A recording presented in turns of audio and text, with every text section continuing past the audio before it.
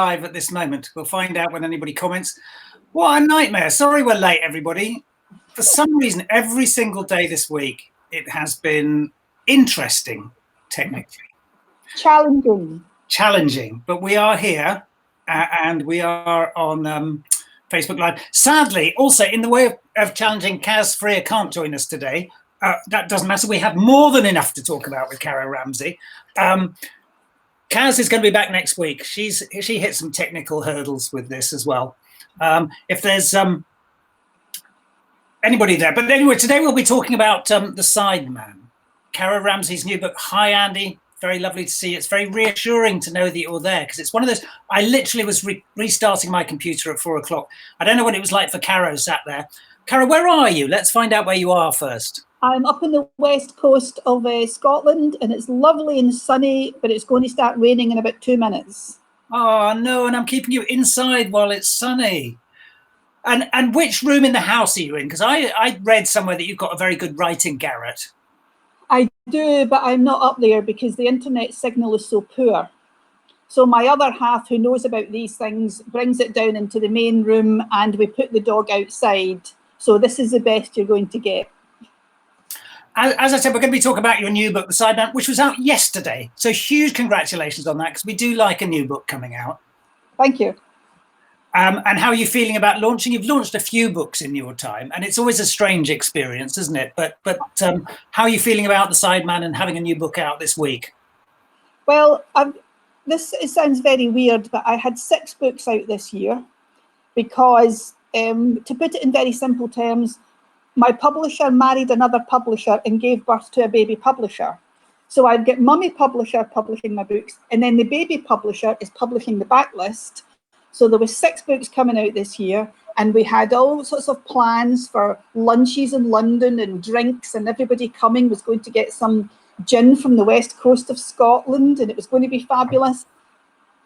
And then lockdown happened. Yeah. So I've had a rapid learning curve of doing things like this, which I'm no good at. And I've been doing some more journalistic type things. I've done a few travel writing things because of the way the book is set up the west coast of Scotland. So it's been interesting, but not what I expected. But in the big picture, you know, that is nothing. There's a lot going on in the world right now. So I'm quite happy, but it's bizarre. Yes, it is bizarre, and I'm afraid you had impressive lunches and things like that, and all you get is me. Doesn't seem quite fair, really, does it? I'd like to say welcome to everybody who's coming. Hi, Andy. Hi, Alex. Great to see you, Susan. Susan made a comment about this show recently, and I'm going to bring that up in a little while. Hi, Sven. Sven also. Hi, Timea, who's wishing you a happy publication day, as is the novelist Amma Anwar. And hi, Keith. And Keith says, loving that cover. The colours work great. There's a lot. It's very punchy cover, isn't it? And now, first, let me ask about that cover, because what I read about your book is about where it came from. Was originally came from a walk on the West Highland Way. Is that the West Highland Way we're looking at? It could be, but I don't think. I think it's a graphic representation of the West Highland Way. And I have to put you right there, because a few people have said, did you get the inspiration for this book walking the West Highland Way? Yeah. The answer to that is no. I got the inspiration for this book watching other people walk the West Highland Way. I was sitting up a hill, very like the hill in the cover there, and I had a very big anorak on and a hat, and I was drinking coffee out a flask and eating a muffin. And I was looking across the glen. There's a river at the bottom of the glen, and on the other side, high on the hill, is the West Highland Way. And there was this poor woman, I'm sure it was a woman, walking up there with a backpack that was 3 times as heavy as she was. And I just thought, while that's admirable, I don't know if it's safe, and I don't know if it's sensible. So that's kind of where the idea came from. I've no idea who she is, but I wish I did, and I could thank her. I love that way, because there's a kind of fear amongst writers of getting the question of where do you get your ideas from? But actually, we shouldn't be afraid of it, because sometimes it's great little nuggets like that. But what I love is that from one little nugget that is not a story in itself, actually 90,000 words fall out from there.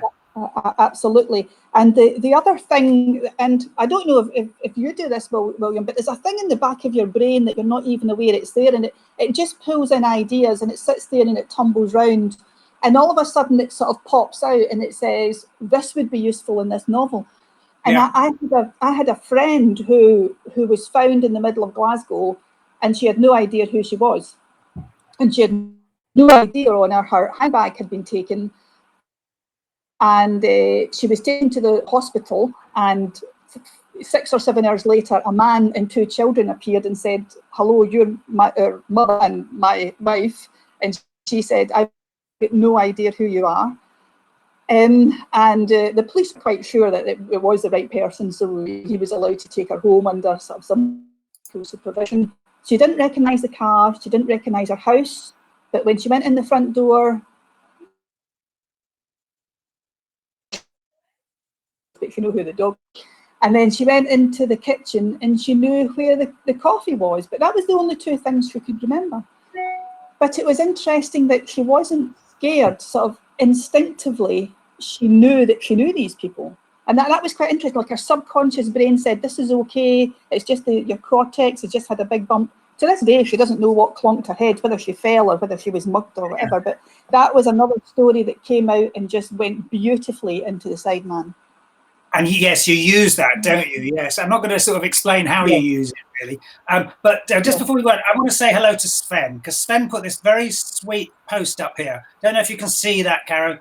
He put a post up of complaining about how he's having to watch this program, and it ended out with him buying all these books. And there's Lucy Foley's The Hunting Party, Mike Craven's The Puppet Show, Luca Vesti, loads of books in there that he's bought from this. The dangers of watching this thing, and I hope you're gonna wreck your wallet again, Sven, by buying Caro's book, The Sideman. I hope everybody does, because second day out, it deserves lots of people to get out there and buy it. But tell us about your series. You see, all the way through, you've been writing about the Costello and Anderson. Mm-hmm. D.I. Winifred Prudence Costello. What a fantastic name. Tell us where she came from originally. Well, when she joined the police, she was Winifred Prudence, WPC, Winifred Prudence Costello and Women Police Officer. That's where the joke came from. And that's why all through the books she's just referred to by her surname, because she hates being called Winifred and punches anybody who calls her that. I don't know, to tell you the truth, I don't know where either of them came from. They just appeared on my page and said, hello, we are going to be your detectives. And going back to the very start of the series, my agent is Jane Gregory, who looks after Val McDermid and Cleeves and all these people. The ending of that first book, Absolution, was quite different. And she said, you don't do that, do this instead. And I went, what? But she saw that the big characters that could carry the story on through, I think I'm on book 14 now, is Anderson and Costello. Yeah. They have elbowed their way into the front of these books. They were never supposed to be there, the 2 of them. So there are a couple of wee cheeky sorts. Cheeky monkeys, aren't they? John Coughlin said, I love the book because I try and guess where the locations are. Love the 500, done it twice, which sounds like it's twice more than you, Caro. Yes.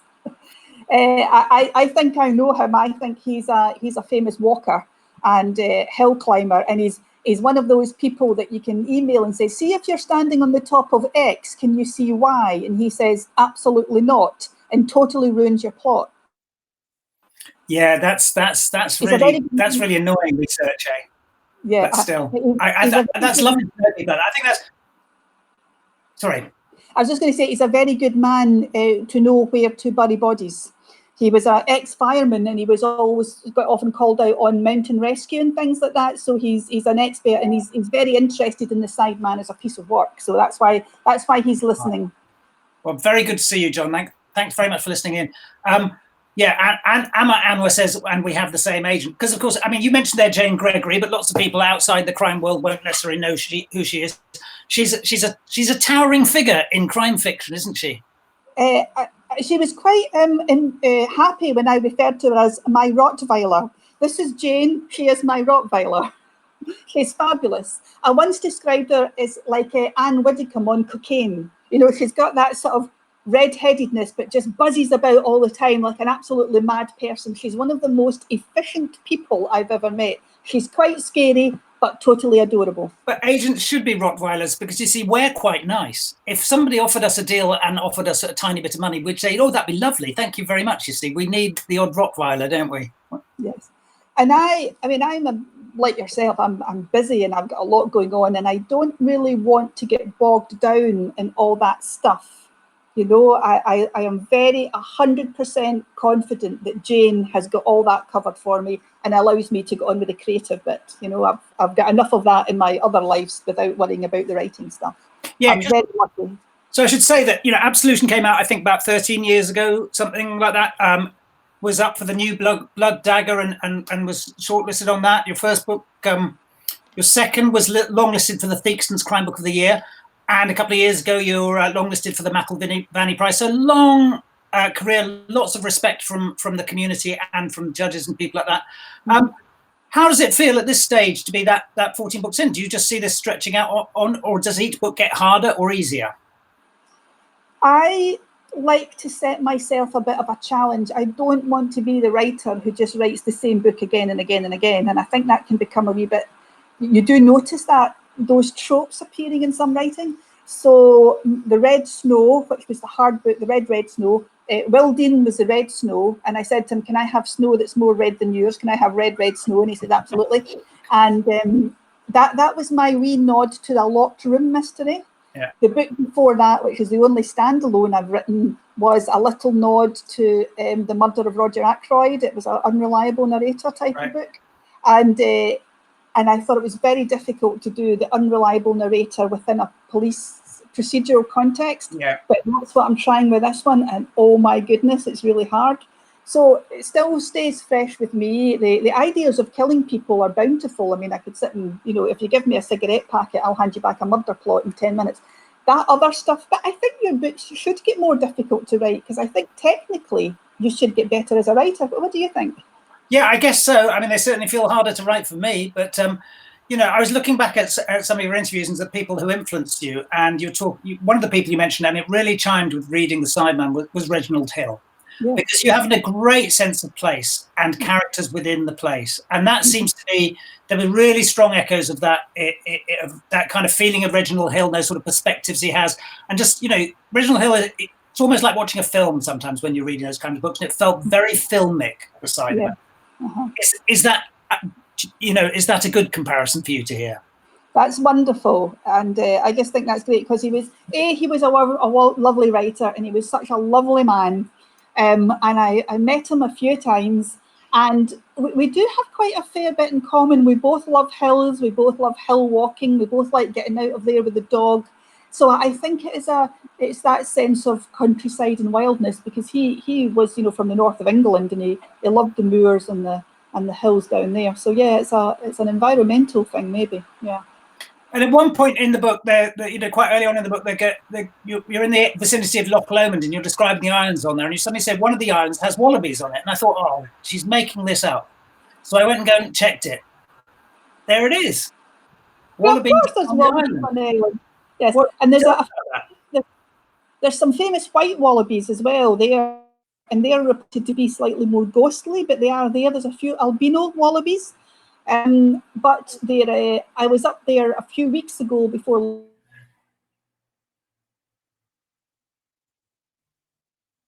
Oh, you've gone a bit still there. We might have to.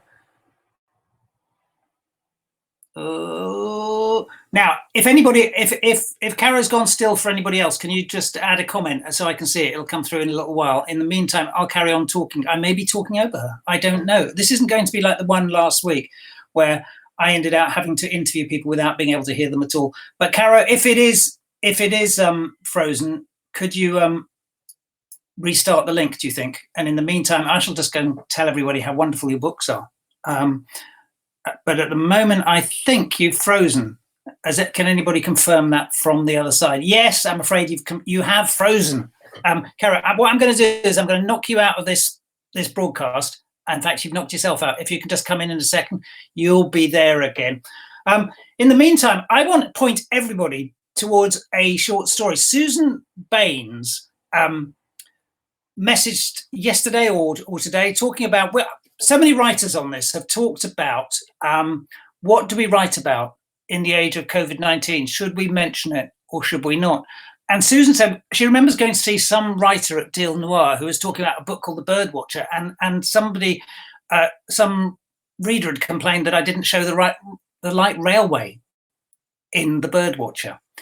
And she says COVID-19 is exactly the same thing. Mention things you want to, or mention things you don't want to. I didn't want Dungeness with the light railway. It wasn't relevant to my plot, so I didn't mention it. She's saying if COVID-19 isn't relevant to your plot, don't mention it. But I'm bringing this up because Mike Craven, the wonderful writer who was on here not so long ago, has just written a story about COVID-19.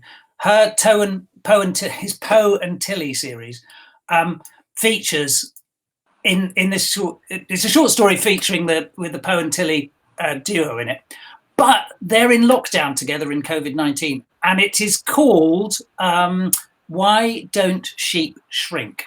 And I put the link to it in the Facebook thing. It's a short story. I'm always envious of anybody who can write crime short stories, and it's a really brilliant little short story. And I really loved it. It's got a very, very clever twist in it. So head over there, follow the link in the Facebook thing, and you can read it. It's a free short story there. In the meantime, welcome back, Caro. That was it's what makes these broadcasts so exciting. You never know quite whether they're going to work or not. I was just taking a little diversion to talk about Mike Craven's short story that he's written. Do you write short stories? My answer to that would be no, and then but when I'm asked to do one, all of a sudden it comes pouring out, and every short story I've ever written has been published, but that's because I've only done 4 of them in my entire life. I've never attempted it. I'm always amazed when people can manage to fit the crime arc into a short story and still get that sort of sense of delivery, because they seem such fantastically different forms. I'm going to get rid of the wallaby because I don't know whether that jinxed us or not. But you were telling us about the wallabies there, which I loved appearing in the book. I mean, it's just lovely. It's not just an archetypal Scots landscape you give it. It has all those eccentricities, doesn't it? Absolutely. And Loch Lomond is it's obviously incredibly famous and incredibly beautiful, but it's very interesting geographically. It's very, very deep, very, very dangerous, and it looks just very beguiling. But it's a dangerous place to be. Yeah. Now, you got into writing, you've said a few times, you got into writing through a mishap. You were an osteopath and you knew all this, and then I guess you became an osteopath partly out of physician heal thyself kind of thing, because but you then fell upstairs. Now, there's no dignity to falling upstairs, is there? But it was a terrible injury, didn't it? It was just a sort of trip, and my back had been sore, and I tripped up the stairs, and I realised that my back was no longer sore, and that's a bad thing. And then I realised that I wasn't feeling my feet, and I thought that's not quite right. Mm-hmm. So I went home and I lay down on the floor, and then I thought I can't actually get up off the floor, and my legs were sort of paralysed. So I phoned the doctor, and she said, "Oh my goodness, we need to do something about this. I'll send you an ambulance." I said, "That would be lovely." And then 10 minutes later, she phoned me back and she said, "You've got no hope of getting an ambulance till next week. Do you know anybody who's got a 4x4 or something?" And obviously I knew what to do. So I phoned a friend who did have a 4x4 type vehicle, and they carried me out, stuck me in the back of the car and took me to casualty. So that's how that kicked off. But then you were stuck. You were on a bed and you were just incapable of doing anything. I was in hospital for months, and then I got home, first of all, to my parents' house, and just lay on the floor on a sort of mattress on the floor, because if you're on the floor you can roll off and climb up a piece of furniture and get the elbow crutches on and get going. So it was a year and a month before I get back to work. But that inspired you to write. Pardon? But that inspired you to write. I started writing while I was still in hospital, because if I hadn't started writing then I would have killed most of the people in that ward. Because it takes a very, very special sort of psychological state to put up with that. Yeah. People who watch Who Wants to Be a Millionaire and EastEnders on full volume all the time, and if it's being repeated on another channel, they turn it over to the channel to watch the repeats.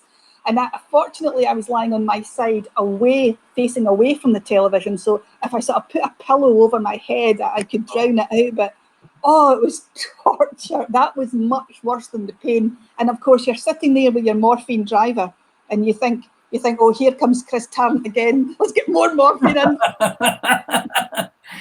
But you found an alternative world in that way. I did. I started off by killing the person in the bed opposite me. She had to die. So I just started writing, and the start of Absolution is a woman lying in bed, having everything done for her. Now, in the book, you don't know what's going on to her. It takes a wee while for that to unwind. But I didn't realise that I was writing about my experience. And I know that sounds really weird, but I didn't. Right. I just wrote it.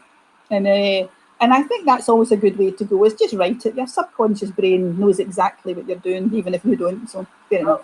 Absolutely. And it's such a great thing to learn to trust that, isn't it? Because things come out and you cannot predict them. And it's clearly that, I mean, the scope of the Sideman, you know, there's lots in it. It's a very rich novel, and it comes from those things. And that's presumably part of that letting yourself off the leash. Yeah. There's a great line in there, actually, which I just want to quote, which is like, George Haggerty was the obvious suspect, and he was the one man who couldn't have done it, which is kind of the nugget of the mystery at the middle of the book, isn't it? Did you know that all the way through? I think that's called writing yourself into a corner and not being able to get out of it. So the background to that is that Anderson, the male detective, the senior detective, is a lovely man. And when you write about lovely people, it's very easy to make them boring because they're lovely. Costello is a lot easier to write about. And someone else said, if you were in a pub with them, Anderson would be trying to stop the fight. Costello would be the one that started it. You know, it's that. Right. That's how they are. And I wanted to really do something to Anderson. And because of what happens in the previous book, he now has a Down syndrome grandchild, which he has adopted. So that fires him up to do a lot of things. And at the funeral of someone in the previous book, George Haggerty, over the coffin, gives Costello just a wee look to say, you're not going to get me. Yeah. And he claps his hands at her. Yeah. And you don't know whether it's because he's cold, because it's a very cold day, but he takes it as a wee bit of a, you know, and she says, I'm having you. Did you know, you didn't know the outcome when you finished the last book, though? You had written yourself into it. Oh, I love that. That's great. So you have to really dig deep to try and figure that out. But that's great, because that's what the reader has to do, isn't it? That's it. And then I was listening to a certain album, and I thought, yeah, that drummer has played with that band for 32 years and nobody knows his name. And then, of course, that came out about the Sideman and da-da-da-da-da. And I thought, yeah, I know how George Haggerty did this. Yeah, I know how he did it. Yeah. I'm not going to tell you quite yet. I'm not going to tell you. But there's also, you know, this thing is, obviously you're a Scots writer, and Scots writers have dominated crime in this country for, you know, in Britain and in Europe for a long time now.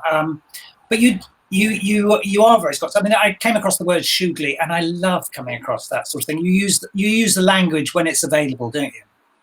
I do, and then my editor kind of says, do you mind taking that out? That doesn't even make sense.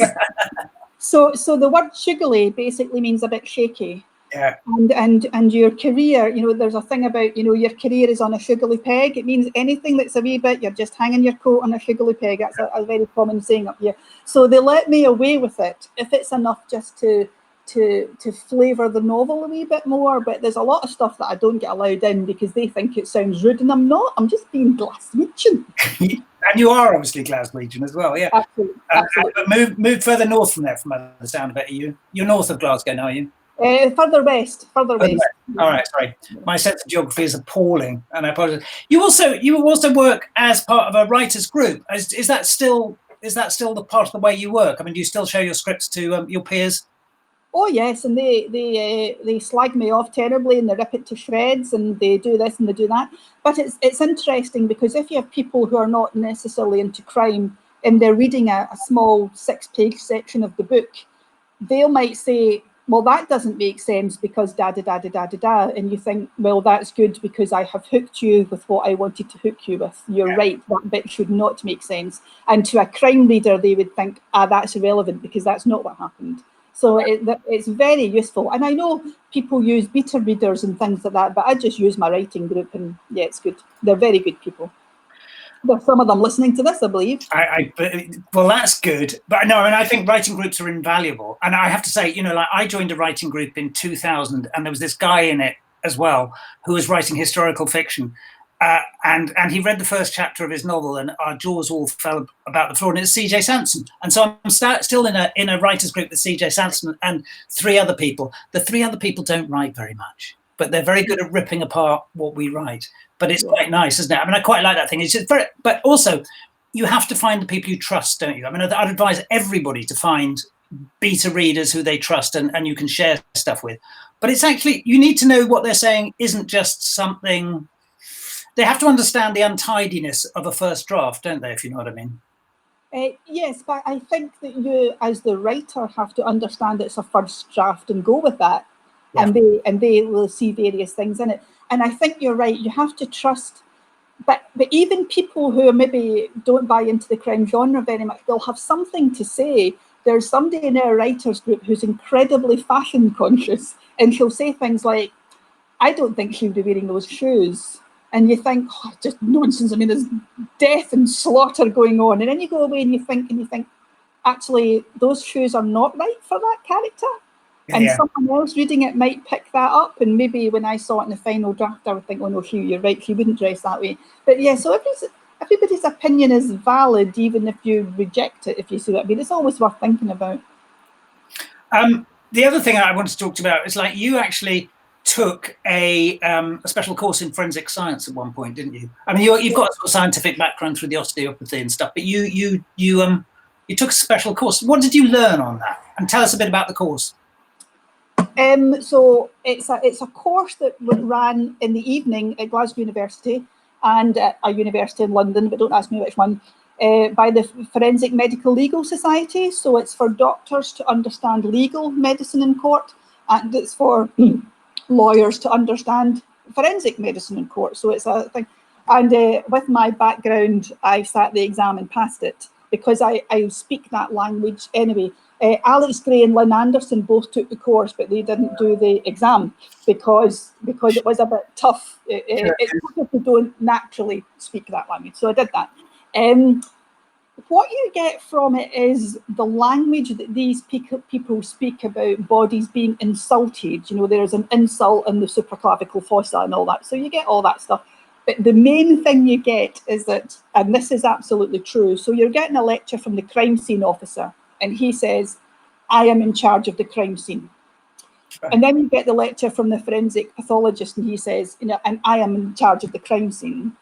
And then you get a letter from a lecture from the procurator fiscal, who'd be like the coroner, I presume. The procurator fiscal, he says, oh no, I'm in charge of the crime scene. So they have all this internecine kind of sort of twisting, and exactly like any other job, they're human beings and they're all trying to do it right, but they've all got their wee bit of control, and I think that comes across in the book as well. Yeah, that's what you learn. And of course, in England, we don't have the procurator fiscal. We don't even have that role, and that comes into this whole plot of yours, doesn't it? You know, there is a sort of hierarchy around even the investigation there. It's very different from in England, isn't it? Absolutely. But the characters are the same. You know, that you always get one of those characters who's the meek one who's trying to do his best, and then you get the other one who might be trying to exploit the crime in some way just to make good his own career. Yeah. I'm always fascinated though by somebody rather who never imagines themselves a writer, because a lot of writers have tried to be writers from the age of 8. They just decided, they read an Enid Blyton book and they get totally obsessed with that thing. They want to be the role. And then you meet people like you who it was just, it hadn't really occurred to you. I know you'd written famously a story called Teddy Bear's Picnic, which probably should have got you sent to a care home at that age. But apart from that, there were no outlets. Firstly, tell us about Teddy Bear's Picnic, and then tell us where this ambition finally came from. So I have always been good at writing. Yeah. And when I was wee, I used to win a lot of prizes for doing essays, but the one I remember was the Teddy Bears Picnic. It was about 8 or 9. The teacher said, you know, write a short story about your favourite nursery rhyme or something, and everybody else was doing, you know, lullabies about this and all that. And I did the Teddy Bears Picnic because I think it's one of the most sinister things I've ever heard. And in my version, the teddy bears turn on the children, eat them, and rip them apart limb from limb. And I think the first line in it is 4-year-old Emily was the last one to die, because she nearly got to the river, and then the Teds got hold of her and sort of dismembered her. And yes, I think social services should have been called in at that point. But I think what happened was that, you know, I did very well in English at school creatively, but I was always writing about murder or the end of the world, or as soon as you got a project to do that was nice, I was hopeless.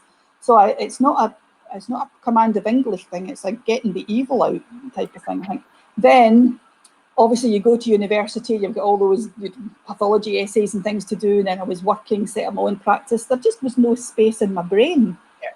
But I didn't know that there was something missing from my life until I was put into that state of personal lockdown, if you like, and then it happened. And now I've got both of them, and I balance both of them, and I've got a wonderful life. Life.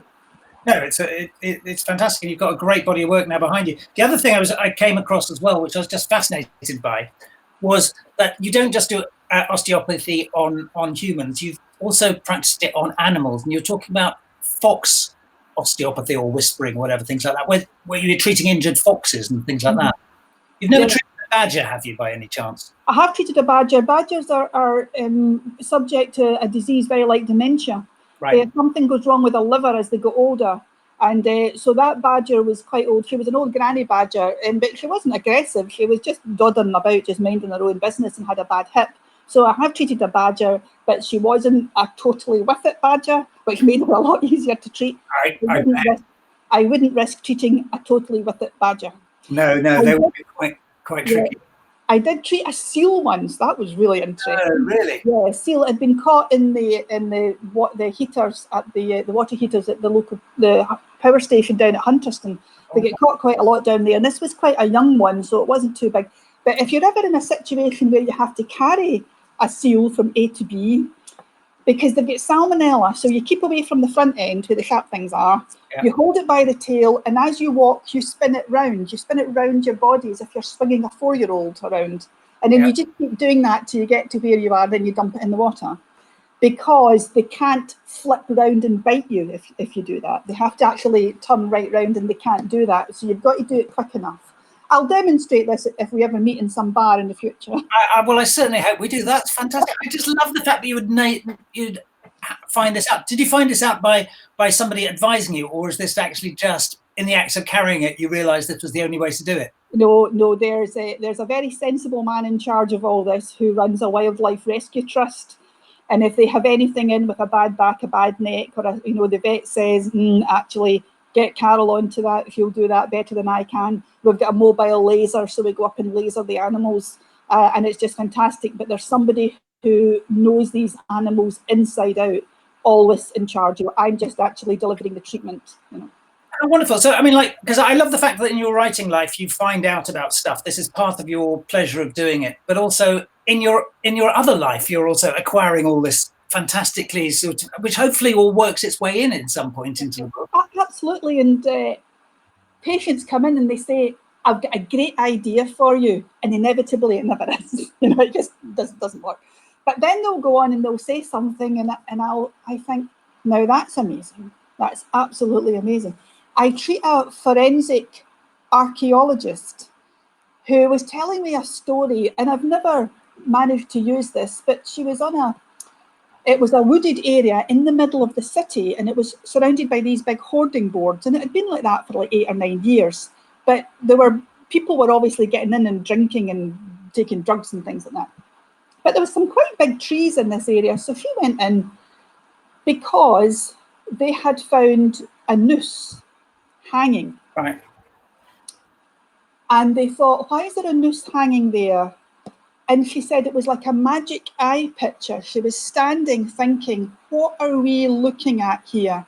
And the more they looked, then they realised that someone had hung themselves, and the body had come down, and sort of folded itself onto itself. Oh my God. We had the shins and then the thighs and then the torso, and the arms were down at either side. And there had been obviously activity of animals, and an animal had ran off with the skull. So there was no skull to see. She said, but those 4 layers covered with grass, and they had decomposed, and there was clothes there that had lost their colour and all that. She said it was very difficult to see. Now, I would love to use that story somewhere, but there you go. Well, you've given it away now, clearly. I mean, like yesterday we had Ellie Griffiths, whose main character is a forensic archaeologist. If she's watching today, she'll have that. You've got to watch that. Listen, Caro, it's been a real pleasure. I try and wrap these things up after half an hour with 2 people. I've had one person on, and it's been fascinating.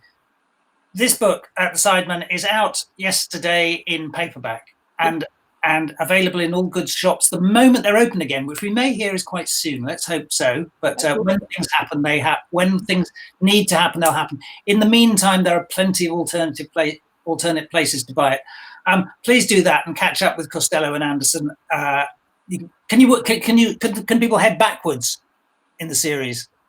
Oh, I think they can. Yes. The first book's the most interesting one that sets it all up, though. So but I read a lot of crime series, starting in the middle, then working my way back, because it's like finding out the backstory of your friends, isn't it? Yeah. So buy this, and spare some money for Absolution as well. I'm sorry, Sven, this is a nightmare on your wallet. But it's been a real pleasure. Thank you so much for taking part in the afternoon. Hope the rain doesn't start too soon and you get some sunshine there. Yeah, someone's just nipped out to bring the washing in, so I think the rain had on. Oh dear. Oh well, okay. Thank you very much, William. It's been great. Yeah, all the best. Keep well anyway. Thank you. Bye. Bye.